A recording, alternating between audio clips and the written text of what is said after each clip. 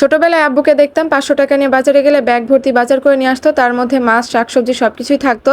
আর এখন ৫০০ টাকায় একদিনের বাজার তো দূরে থাক, পেঁয়াজ মরিচ কিনতে গেলেই ৫০০ টাকা শেষ হয়ে যায়। বর্তমানে মধ্যবিত্তদের জন্য সংসার চালানোটা সবথেকে কঠিন হয়ে দাঁড়িয়েছে। সো হ্যালো এভরিওয়ান, আসসালামু আলাইকুম। আপনারা সবাই কেমন আছেন? আলহামদুলিল্লাহ আমরা ভালো। গত ২-৩ দিন ধরে এত পরিমাণে বৃষ্টি পড়তেছে, আর এই বৃষ্টির মধ্যে কোনো কাজকামি করতে ইচ্ছা করে না। গতকাল রাত্রেই ভেবে রাখছিলাম সকালে উঠেই সুন্দর করে একটু নাস্তা বানাবো, যেহেতু আজকে শুক্রবার।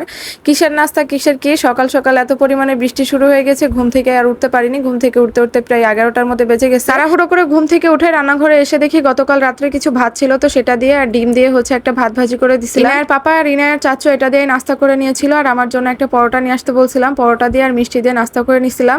তো নাস্তা করা শেষ করে এখন চলে আসলাম দুপুরে রান্না বান্না করতে। আমি লাল শাকটা আগেই বেছে নিয়েছি, সাথে আলু কেটে নিয়েছি, যেহেতু আলু দিয়ে মুরগির মাংস ঝোল করব। আর এখানে মুরগিটাও কেটে নিতেছিলাম। সকালে উঠেই তো আগে মুরগিটা ভিজায় রাখছিলাম, আর মুরগির মাংস ভিজতে একটু বেশি সময় লাগে।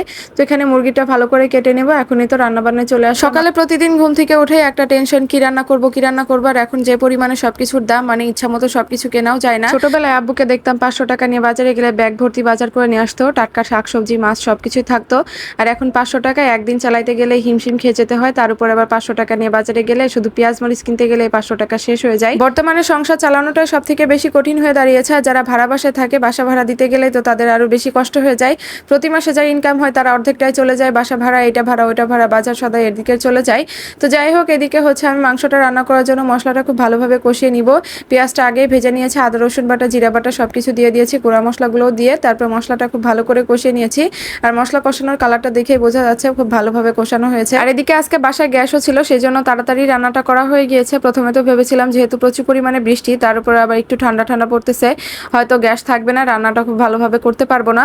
পরে রান্না করতে এসে দেখি দুইটা চুলায় ভালোভাবেই চলতেছে। তো এক চুলায় আমি মাংসটা বসিয়ে দিয়েছি, আর এক চুলায় শাকটাও ভাজি করে নিব। আজকে লাল শাকটাও একদম ভালো ছিল, টাটকা ছিল। আর এখনকার লাল শাক কেন জানি না একদম লালই হয় না।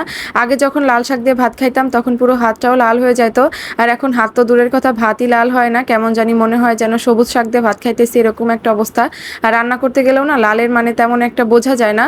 তো যাই হোক, এদিকে আমি লাল শাকটা ভাজি বসিয়ে দিয়েছি। আর শাকটা যেহেতু একদম টাটকা ছিল, মানে একদম কচি কচি ছিল, সেই জন্য আর আগে থেকে সিদ্ধ করে নিয়ে একবারে ভাজি বসিয়ে দিয়েছি।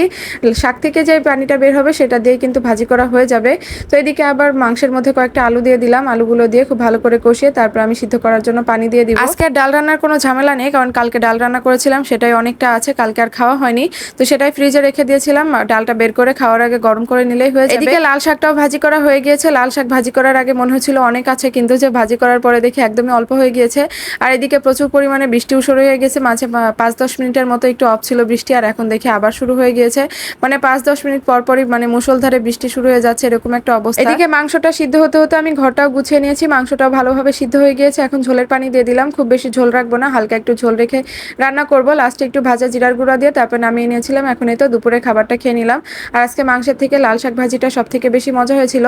তারপর এই তো সন্ধ্যার পরে একটু বৃষ্টি কম ছিল, তারপর আমরা একটু বাইরে বের হয়েছিলাম মার্কেটে যাওয়ার জন্য। আর আমরা বাইরে বের হওয়ার পরে এত পরিমাণে বৃষ্টি পড়ছিল, মানে হালকা হালকা বৃষ্টি পড়তেছিল, পরে দেখি প্রচুর পরিমাণে বৃষ্টি শুরু হয়ে গেছে। পরে তো আর কিছু কেনাকাটাই করতে পারিনি। একে তো বৃষ্টি, তার উপর আবার মেয়েও প্রচুর পরিমাণে জ্বালাইতেছিল, সেই জন্য আর কিছু কেনাকাটা করতে পারিনি। বাসায় চলে আসছিলাম, এখানে বাসায় আসার সময় ইনার পাপা আমাদের জন্য মিট বক্স নিয়ে আসছিল। তো সবাই অনেক অনেক ভালো থাকবেন। ভিডিওটি কেমন লেগেছে অবশ্যই কিন্তু কমেন্টে জানিয়ে যাবেন। আল্লাহ হাফিজ।